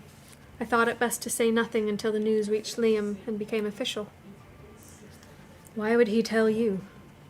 There are no secrets between us, Sean. My brother stared at me. This man has come to aid me in the past. Ours was not merely some casual encounter. His future is tied with mine, and so with yours. Perhaps you did not recognize that when you bought his services for a mission nobody else was prepared to undertake. What are you paying him? Shall I go on? Fionn died, and less said about that the better. It is being attributed to your friend, and nobody is bothering to advance any alternative theories.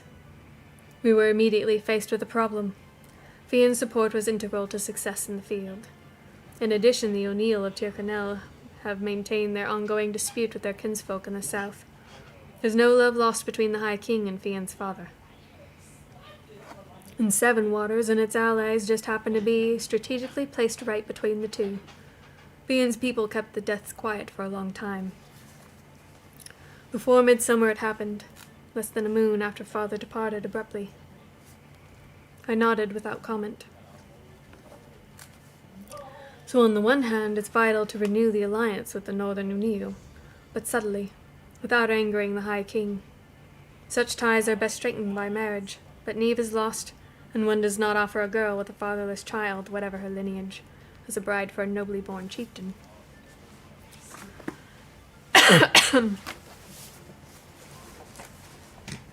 Hydrate is cheaper, so you want to be drowned now, Maddie?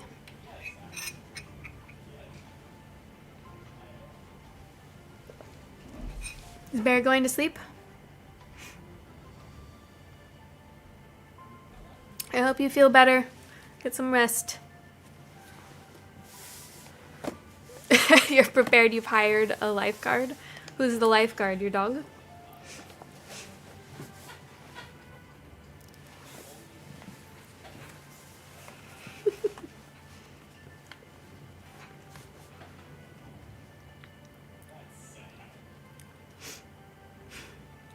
Still, we have another bargaining tool.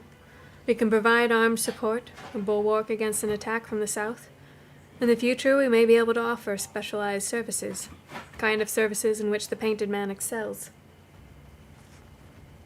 Intelligence, subterfuge, secret entries and exits, tricks of seamanship, the masterly handling of weapons.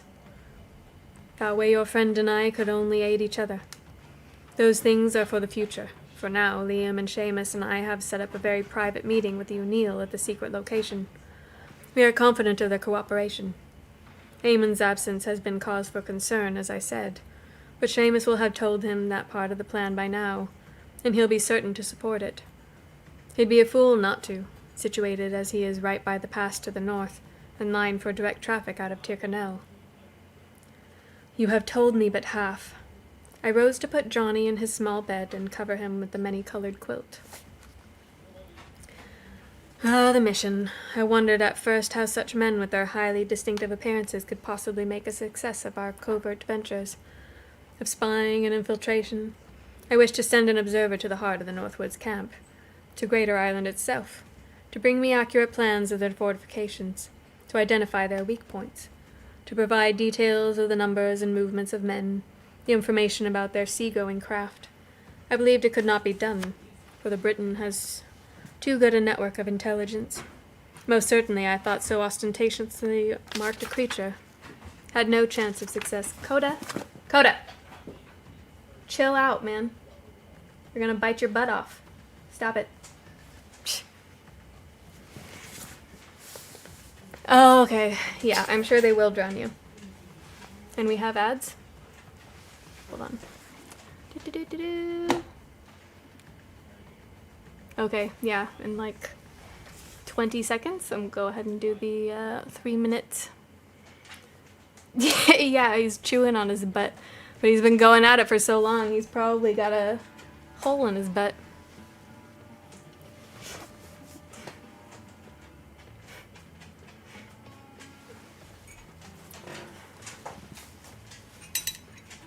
Come here. Come here. Let me see what you did. Let me see. Turn around. Over there. Over there. Give me your butt. Give me your butt. It's too far away.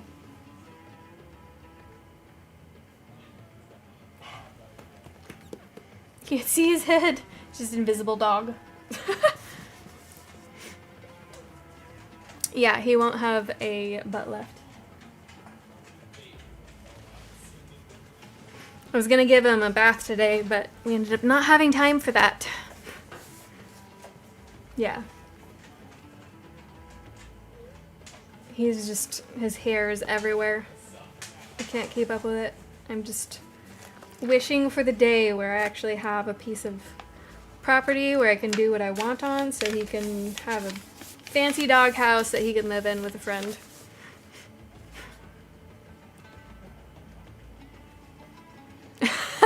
That's funny, Milu. I know it's not fun for you, but it is funny.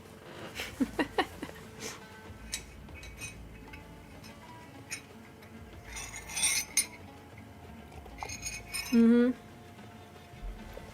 8 hours is a long time, Maddie. What is this music? What did he put on?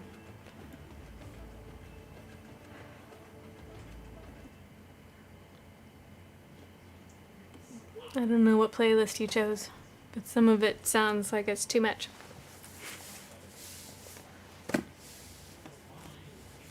As for a blowout, I mean, the last time I got him groomed, it was like over $200. I'm like, I can't do that every time I need him to be brushed. It's ridiculous.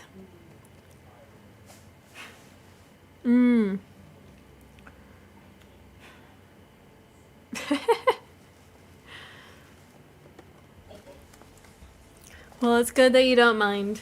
Gotta have patience when you're dealing with little kids.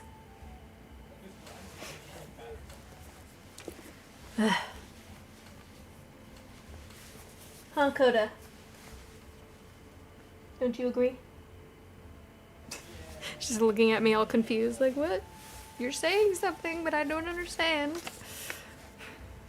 Oh man, that's a lot just to have teeth cleaned. Goodness. Too much. Definitely too much. Some of your scenes need slight tweaking for your streams. Just the blow. Oh, okay. I'll have to see, like, nobody puts their rates on their websites and stuff. Like, even when I got him groomed, they were like, oh, it's only $99. And then I pick him up and it's twice as much. I'm like, you know what? You guys suck. Okay. Elsie has the $1 million smile now. That's good. Okay, I think we are done with the ad now. Nope, we have 30 seconds. Not quite there. Oh my gosh, this blanket keeps falling. No! Stay.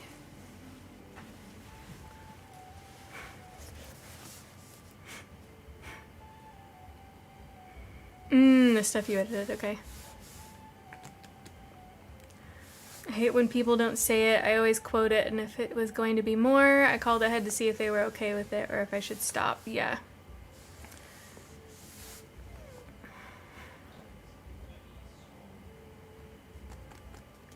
Yeah, it should be illegal, but it's not. Because they'll be like, oh, well, we had to do this and we had to do that. And it's just. It's very annoying. We're selling Maddie, the Goblin King, and his goblins to get land in Montana so we can build our Black Dragon Tavern Village. Okay, Teresa. Got it. Now I understand why Destiny was selling Maddie. No hidden costs. I know, that would be nice. People are jerks, though. What can you do? Alright. Onward.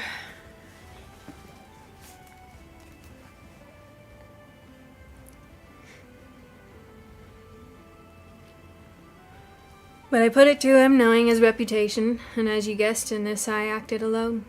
None of the allies is aware of this mission, though Seamus knew I had such a plan under consideration.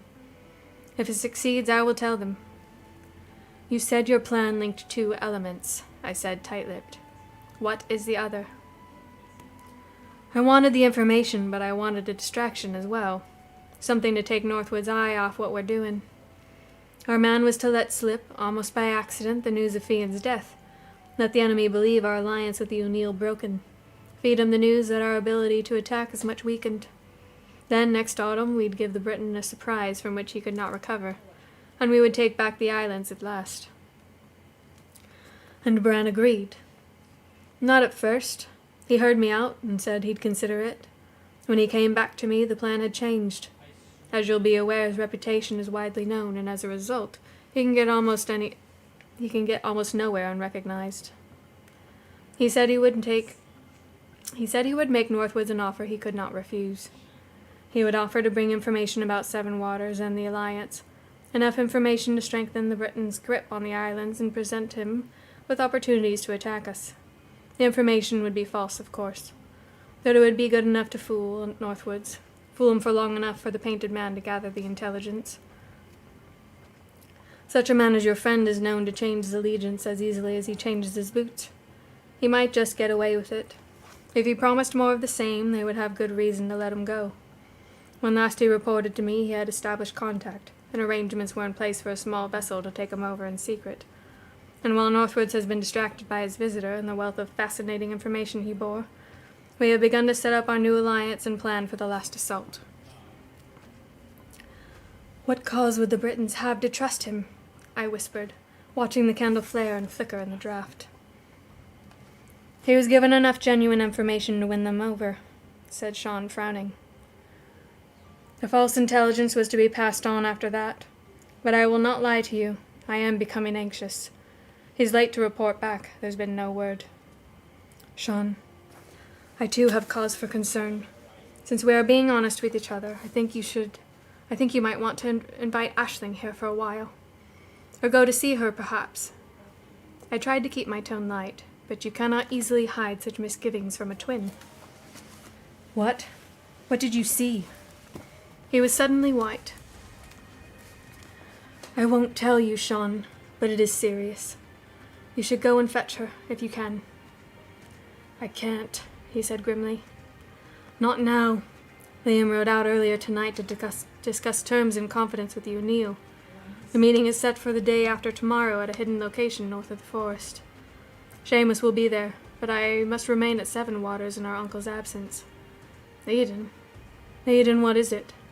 You should stop him. My words came out in a strangled whisper. "You should stop Liam. Send after him and bring him back." But I had heard the sound of death in my brother's words, and in my heart I knew we were powerless to stop it, for it was already too late. That was the darkest of times. Grim-faced Sean sent Liam's master of arms, Fethin, away by night with urgent speed. I could read the bitter message of my brother's mind, although he did not speak it aloud. "You should have warned me." When Phelan came back, there was no time for grieving. He gave his news in private, and when Sean gathered the household, soon after his features were calm and pale, a picture of control. At not quite 18 years of age, my brother must now assume responsibility for the greatest tuath north of Tara, for its flocks and herds, its army and its defences and its alliances, and for all the folk who dwelt there. And as Lord of Seven Waters, he was now custodian of the forest. Liam had planned that it would be so in time, after careful preparation, but time had run out. "I have the gravest of news for you," Sean said, and the silence was complete as men at arms and serving women and grooms and cottagers stood assembled in the hall to hear him. The doors were bolted. "Lord Liam is dead. He was slain by a Briton's arrow not 2 days since, while riding to a secret council. My uncle was betrayed, and I will not rest until the perpetrator is identified and dealt with." A ripple of horror went around the room. So soon after my mother's passing and my father's abrupt departure, this seemed a fatal blow, one from which the household of Seven Waters might not well recover.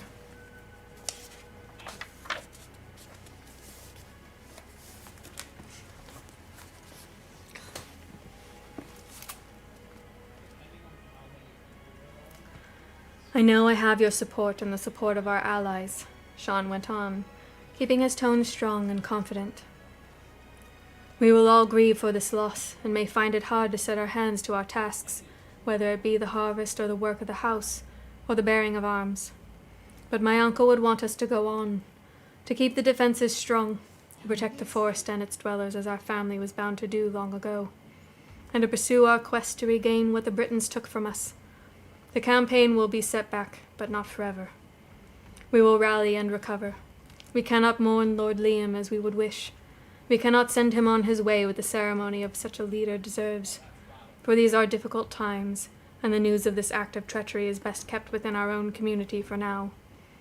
For this reason we will bear his body home quietly, to lie within these walls for a day and a night, and we will bury him under the oaks. In time there will be due ritual to remember his name, and to bid him a fitting farewell. But for now, hold his image in your hearts and minds, and keep your mouths shut. Is this understood?" "Yes, my lord," many voices spoke as one, and when they had taken time to express their shock and their grief, and to offer their respect and sorrow to my brother and me, every one of them went immediately back to work. The harvest resumed. Women busied themselves with drying and preserving fruit, or airing linen, and Phelan rode straight back out with 3 men clad in dark clothes and an extra horse. My brother had started well. Before the folk of the household he had kept his voice steady, and his manner a creditable imitation of Liam's own, firmly authoritative. But later, after they had brought our uncle's body back and we had prepared him for burial, and laid him to rest in the hall, surrounded by candles, that was a different matter. Downstairs folk came in to walk past the still form of their fallen lord, to observe his stern features little softened by the sleep of death. His body was scarcely marked. Whoever had loosed this arrow had been skilled at his work. Liam's wolfhounds would not leave their master. They lay, one at his head and one at his feet, strangely silent as man or woman filed past, ashen-faced, to mutter, "Go in peace, my lord," or "Safe journey, Lord Liam." "Who'd have thought it?" Janice had said grimly as she poured ale for the household and scrubbed her cheeks furtively with the back of her hand. "First Sorsha, then him. Scarce a season after. It's not right. Something's not right. When's the big man coming home?" Johnny was with the nursemaid. and Sean and I sat together in the private room upstairs where Neve had tried to defy the men of the family and had been crushed. Sean was very quiet, and when I looked over at him I saw that at last, after his long day of control, he was weeping. "I'm sorry," I said inadequately. "He was like a father to you, I know that. You've done well today, Sean. He would be proud of you. You should have told me before. You should have warned me, or warned him. You could have prevented this, Leodin." His tone was ragged with grief, and his wounds hurt me deeply. "Why would you choose not to stop it? Is there some conspiracy here I cannot understand? For someone betrayed him to the Britons. Someone told them where he would be, and when, and that he would be alone. Stop it, Sean." My own voice was less than steady. "This is nonsense, and you know it." "Nonsense, is it? Then tell me this. Who knew the meeting was to which Liam rode to save our allies and the Painted Man? He was given this knowledge for precisely the opposite purpose, to make sure the attention of Northwoods was diverted from the real location and intent of this council. But he was ideally placed to pass the information straight to the Britons. How can I not believe now that my faith in your friend has been completely misplaced? This murder surely reveals that he is no more than the trickster his reputation paints, a man who will change his allegiance at any time it suits him. My own ill-judged trust of this man has killed my uncle. Why would Bran do such a thing?" Sean's lip curled. "Perhaps Edwin of Northwoods pays better than I do. The chance to remove my uncle from the picture and at the same time to disrupt our negotiations with an Oonagh would have commanded a good price, I should think. Bran would not do that, Sean. His mission was for you. He spoke of you with nothing but respect. This is not his doing, I am sure of it." "Such a man cannot be trusted," Sean spoke dismissively. "I was a fool to do as I did, and you were even more a fool to be taken in by his fine words. Our uncle is dead and the Alliance in real danger.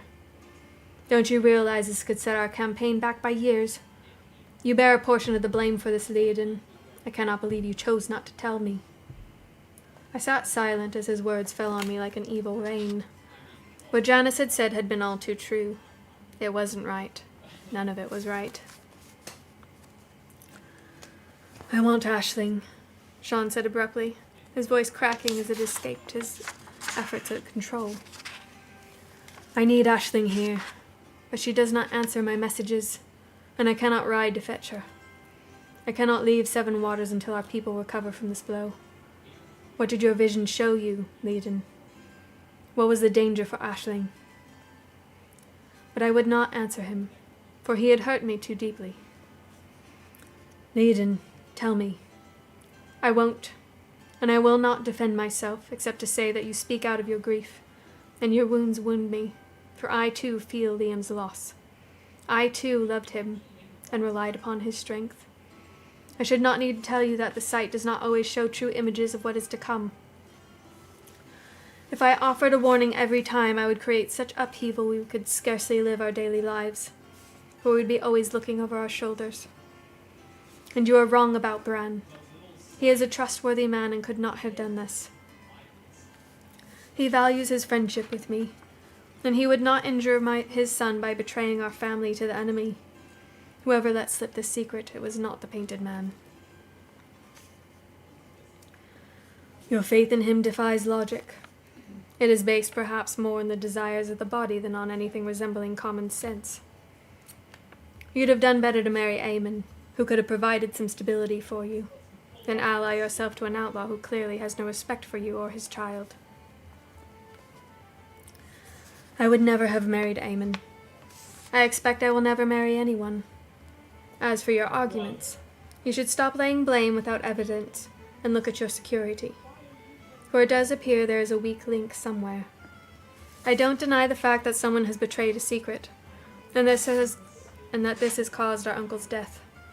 But it was not Bran, I know this, Sean, and you must believe me.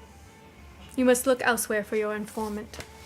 Okay, I'm going to just turn this music off because it's distracting.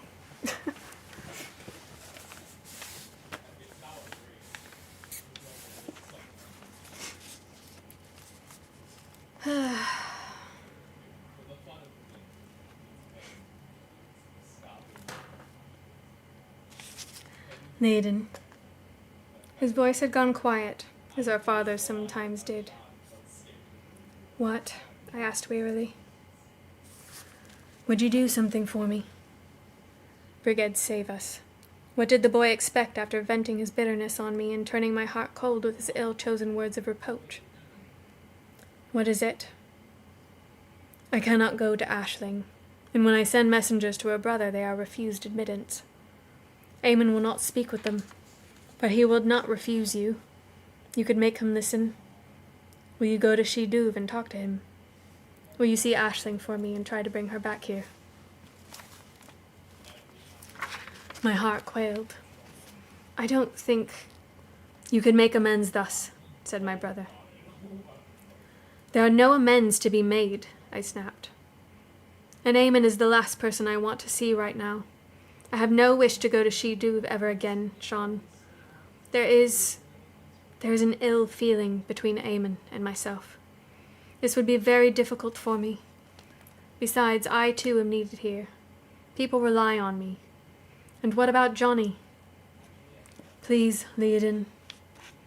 For a moment he sounded just like Neve, the way she used to wheedle a favor out of me.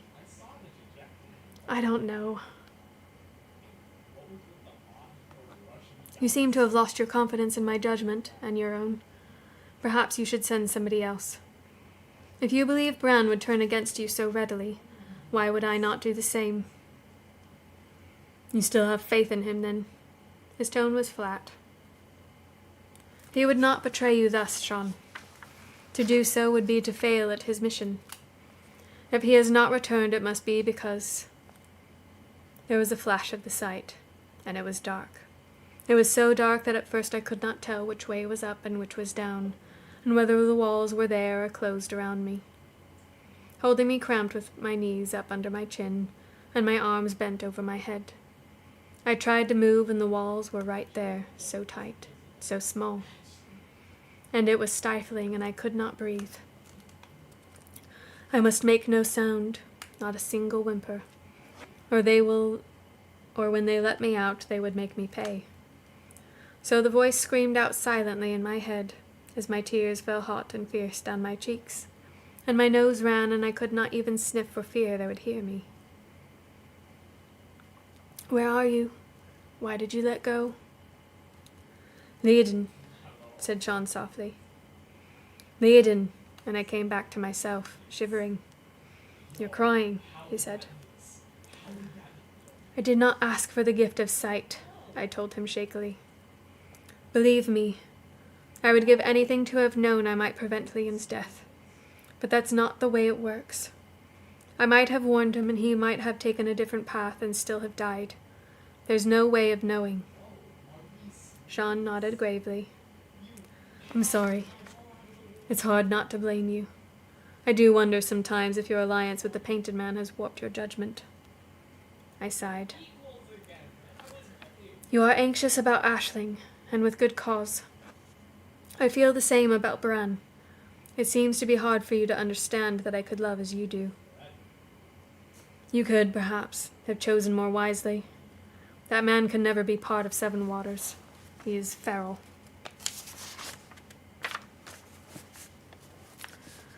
I know that, but my choice is made. Now you have sent him into great danger for your own reasons, and you have accused him of treachery and me of weakness, and you ask me a favor. There was a pause.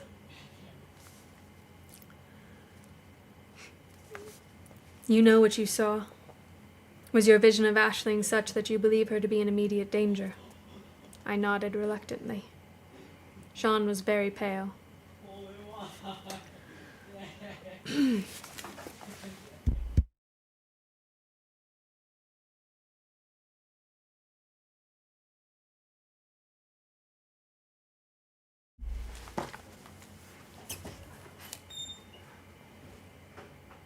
sorry. Yeah, quiet. Thank you.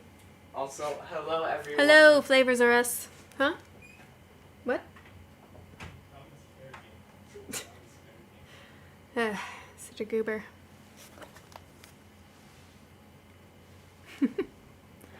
Welcome and thank you for coming in. We are reading Son of Shadows by Juliette Marie. Yeah, he's already back in his room. I have to keep telling him to be quiet because he's so loud, even through the closed door and walls.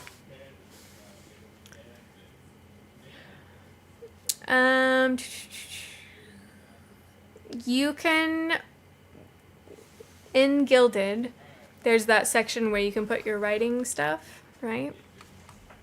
In the comments where you've posted your file, you can do the @here if you just want people to get pinged that are already reading your stuff. Oh, you write poetry? Very cool. We have a few other poets in here as well. I myself do not write poetry. Pretty sure if I tried it would be ghastly.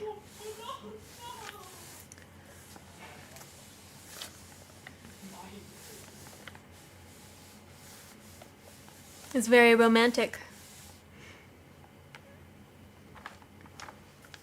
Yeah, just do the @here, Maddie, so that way it's the people who are already in that thread reading your stuff. And that would be fine. Oh, this chapter is long.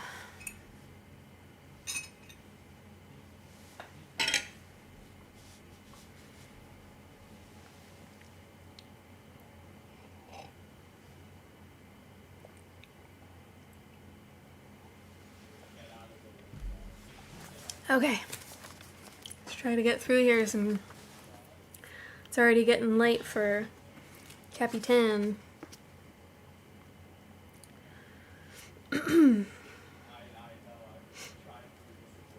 I can't go there, Leiden. My people need me.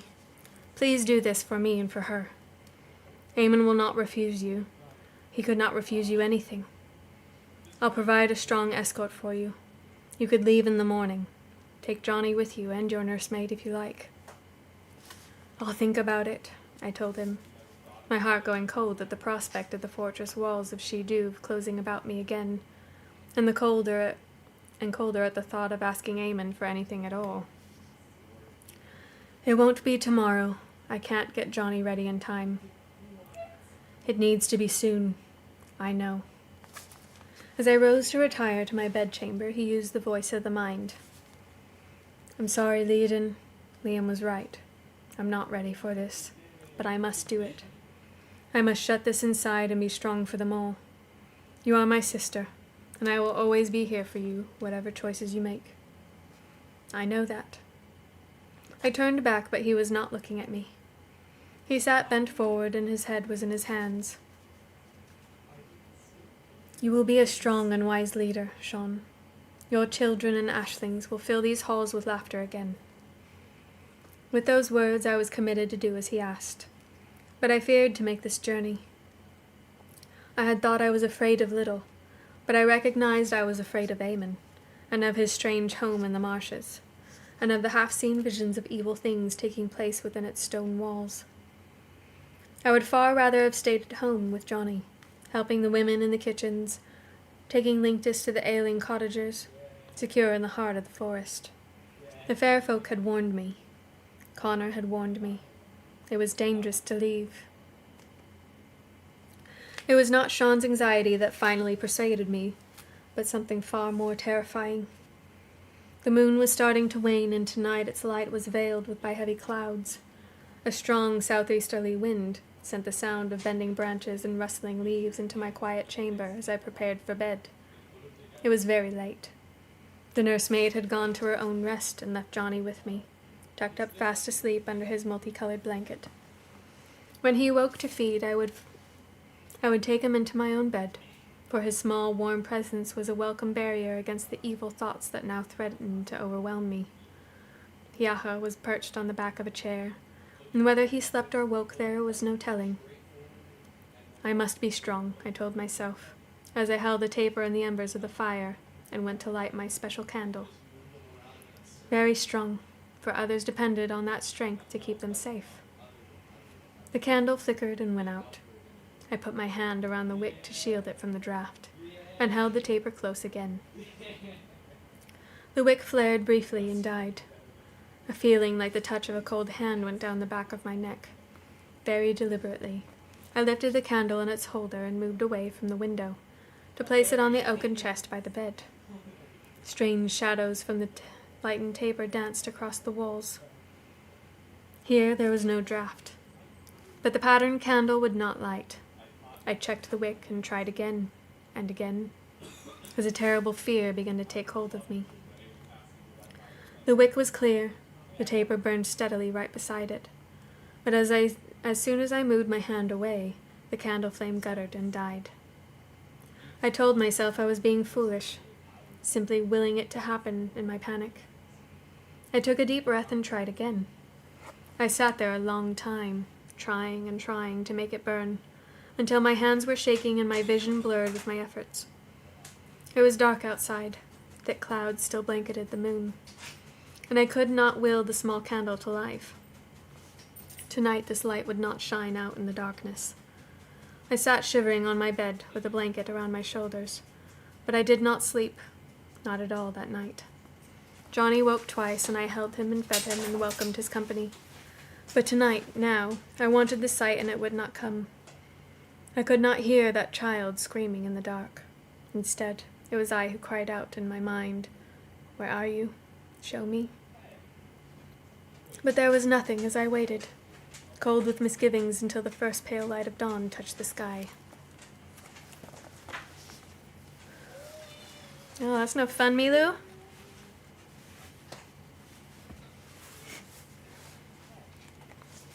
Ugh, okay.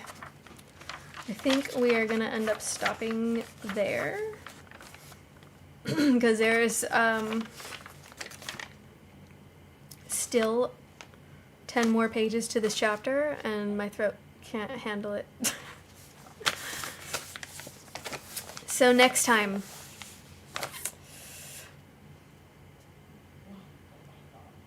okay, you worked as a veterinarian, very cool.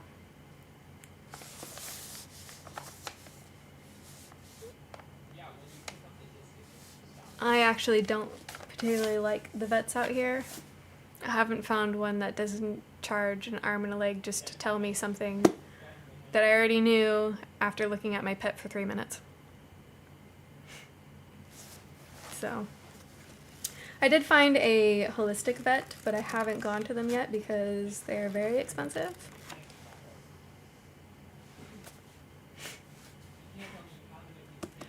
But it is what it is. Just one of those things.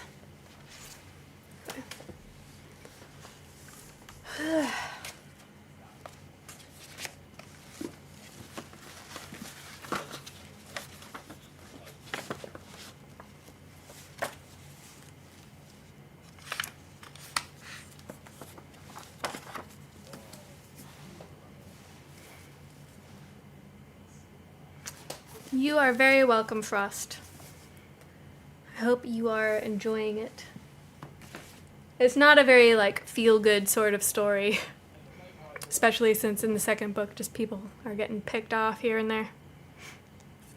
I know, I'm sorry. I mean, every part of this story now is going to be a cliffhanger. It's just, there's not going to be a good part to stop.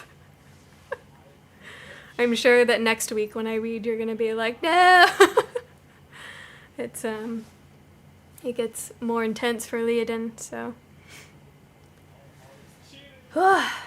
But, I don't know yet if we're going to be doing stream tomorrow, the game stream. We might have something else to do.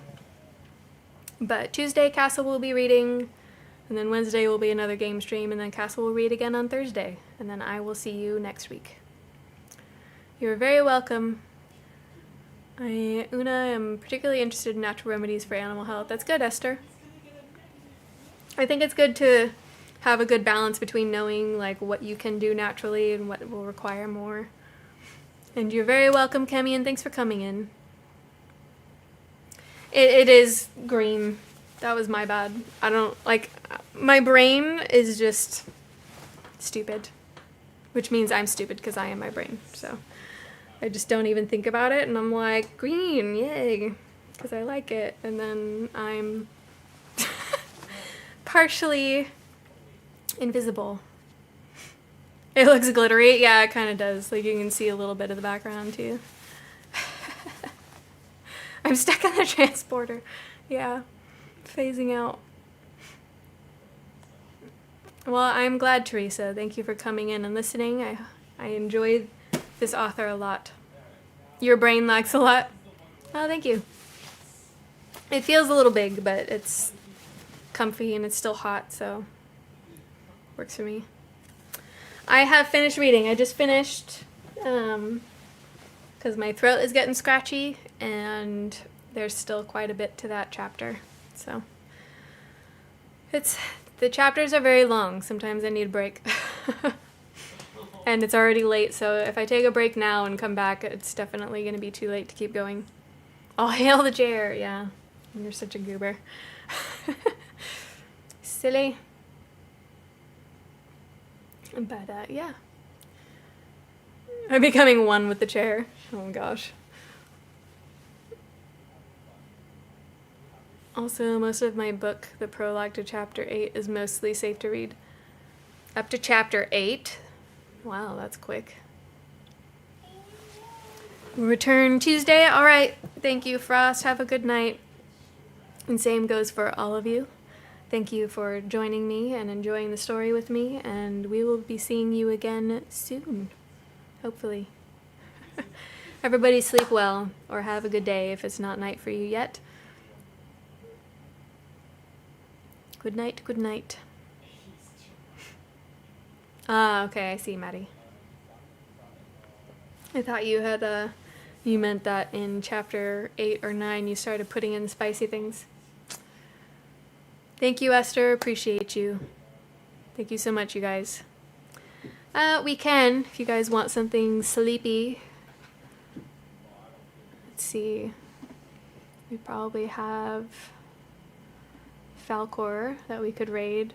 She does sleepy time things. Yep, she's on. So let's do that.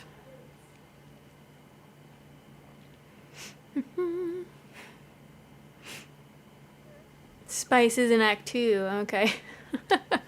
Yeah, we'll raid Falcor. She's doing her ASMR stuff, and you can see her cute little guinea pigs. Alright. I will see you over there, you guys. Have a good night. And good night, my TikTok friends. Sleep well. And hopefully we'll see you on Tuesday for more reading.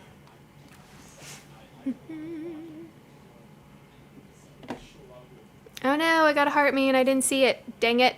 PR Punk, if you're still there, thank you so much for the heart. I didn't see that. I guess it was covered. I apologize for that. Thank you so much for that. Have a good night.